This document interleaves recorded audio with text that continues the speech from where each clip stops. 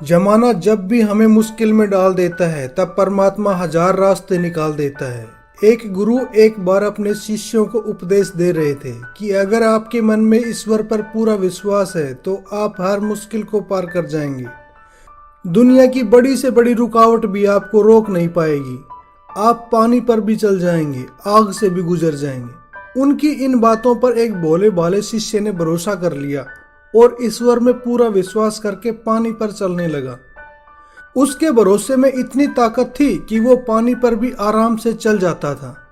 सब शिष्यों ने जाकर ये बात गुरुजी को बताई कि आपके उपदेश के चमत्कार से आपका ही शिष्य पानी पर चल रहा है।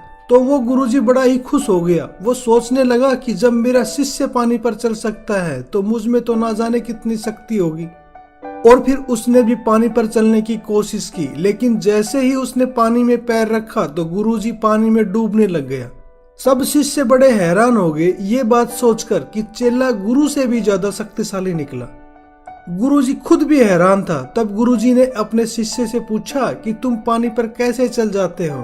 तब उसने बताया कि गुरुजी आपने ही तो बताया था कि अगर ईश्वर पर पूरा भरोसा है तो आप कोई भी काम कर सकते हो, आपको कोई नहीं रोक सकता। दुनिया की कोई भी मुश्किल आपको नहीं रोक सकती। आप पानी पर भी चल जाएंगे और आग को भी पार कर जाएंगे। और बस मैंने उसी बात को मानकर ईश्वर पर पूरा भरोसा करके मैं पानी पर चलने लग गया। तब गुरुजी को एक बात समझ में आई कि मुझे खुद ही अपनी बात पर पक्का भरोसा नहीं था।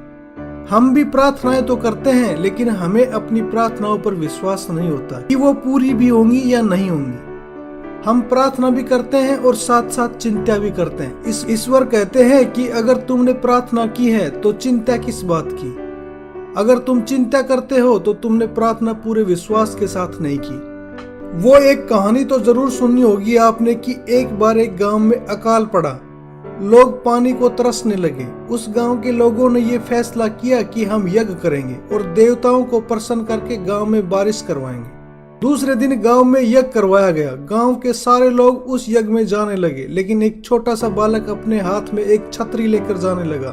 तो गांव के लोगों ने पूछा कि तुम छतरी क्यों लेकर आए हो।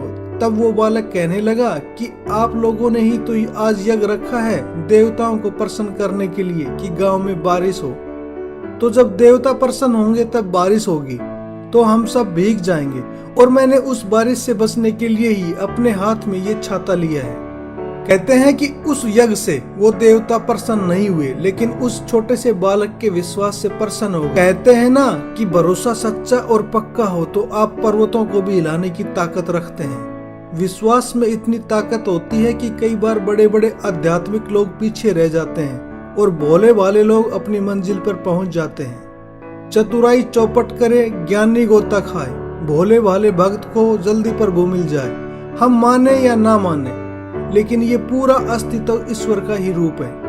कई बार आपने भी अपनी जिंदगी में इस बात का अनुभव किया होगा कि जब चारों तरफ से रास्ते बंद हो जाते हैं, जिंदगी में चारों तरफ से मुश्किलें आ जाती हैं, हमारा धन, हमारी बुद्धि, हमारा बल कुछ भी काम नहीं कर पाते, तब पता नहीं कौन चुपके से आकर हमारी मदद कर जाता है। वो ईश्वर किसी भी रूप में आकर तुम्हें तुम्हारी मुश्किलों से बाहर निकाल देता है, क्योंकि सब रंग सब रूप उसी के हैं। सूर्य, चंद्रमा ये सब ईश्वर का ही रूप है।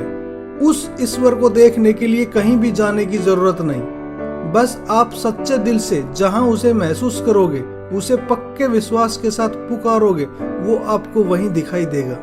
माता पिता को भी उस ईश्वर का ही रूप बताया गया है। और तो और आप भी उस ईश्वर की शक्ति से ही चल रहे हैं। आपके भीतर भी उस ईश्वर की ज्योत जल रही है। इसलिए ईश्वर पर भरोसा करके अपने जीवन में आगे बढ़ते रहो, सारे काम पूर्ण हो जाएंगे।